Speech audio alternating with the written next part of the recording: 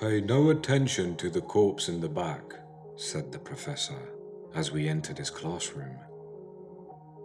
That's how my second term biology class started. I was in university, fresh off my winter break, and mourning the end of a good holiday season.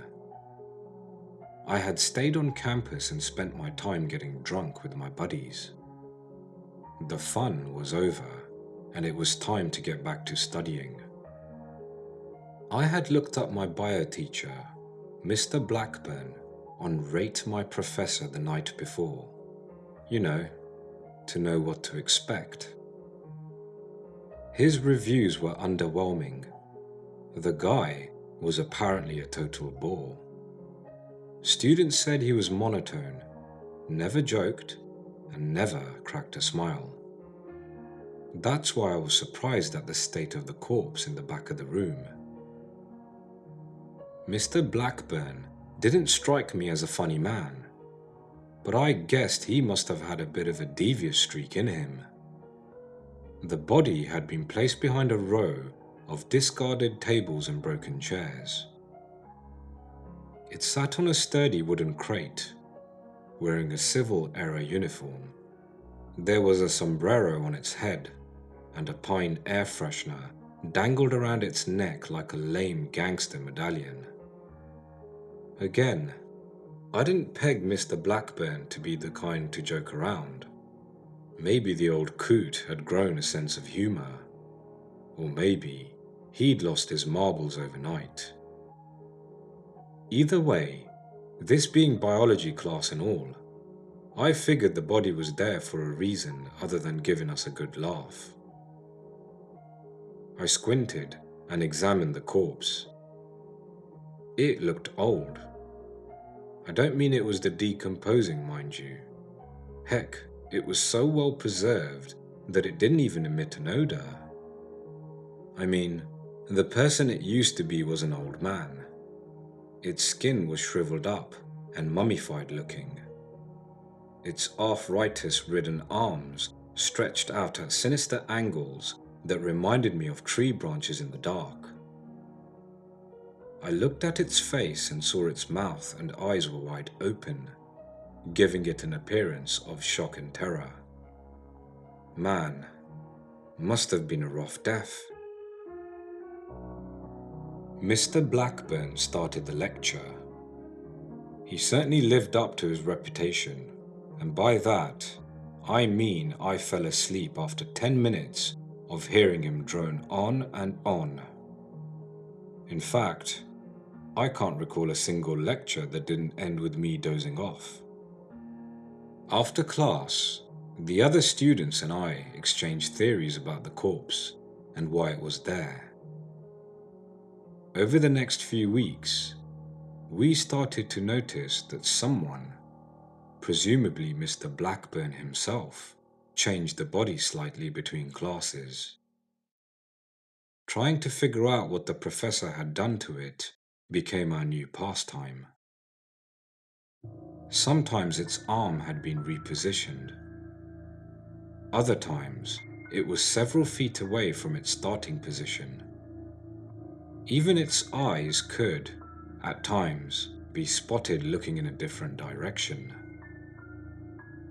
The corpse became our creepily awesome mascot.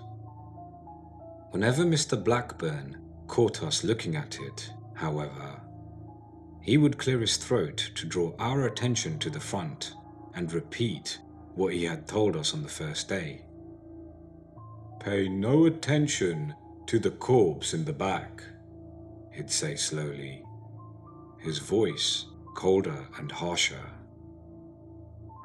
It was weird, because he had this gleam in his eyes whenever he told us not to look at it.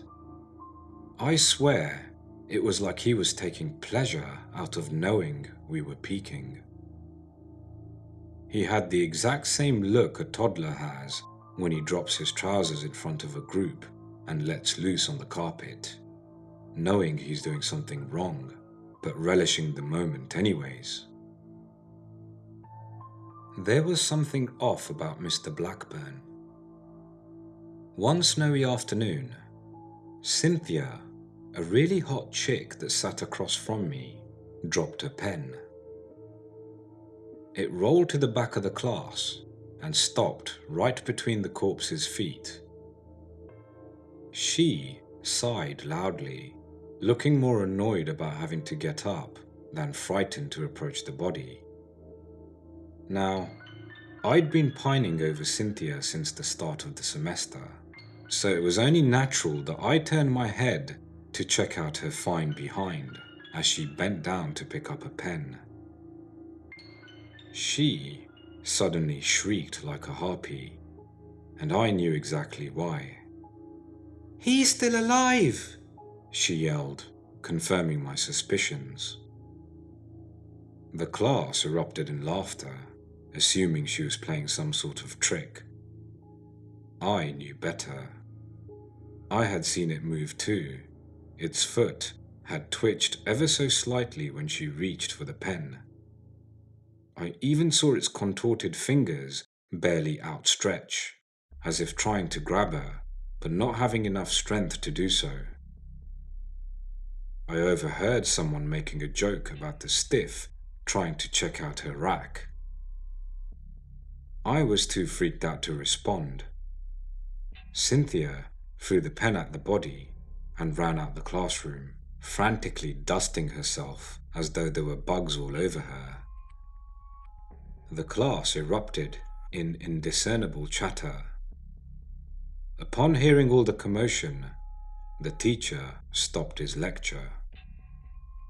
He calmly turned his attention to the corpse, and then to the rest of us. "Class dismissed," he said, in a calm, unaffected tone. Mr. Blackburn straightened his papers, collected his things, and calmly exited the classroom without another word. His nonchalance seemed to put the room at ease. Had the other students seen what Cynthia and I had seen, I'm not sure they would have left the room cheering about their good fortune.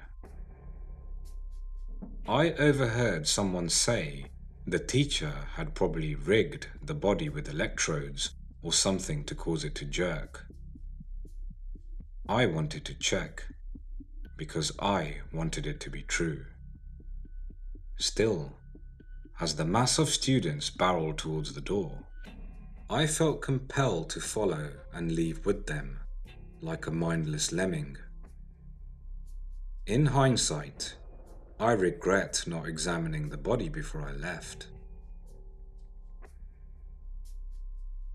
The next day, the corpse was gone, and it wasn't the only thing missing. Mr. Blackburn didn't show up for class. The old man never returned to school. No letter of resignation, nothing. The police was eventually called to investigate, but found no traces of him. After an internal investigation, the school discovered that massive amounts of powerful anesthetic and embalming fluids were missing from the storage room. As I passed through the hallway near the dean's office a few days later, I saw a plaque with pictures of all the school's faculty members. Whoever it was that had been teaching our biology class for weeks wasn't Mr. Blackburn. No. Wrinkly old Mr. Blackburn looked a lot more like what we thought was just a corpse in the back.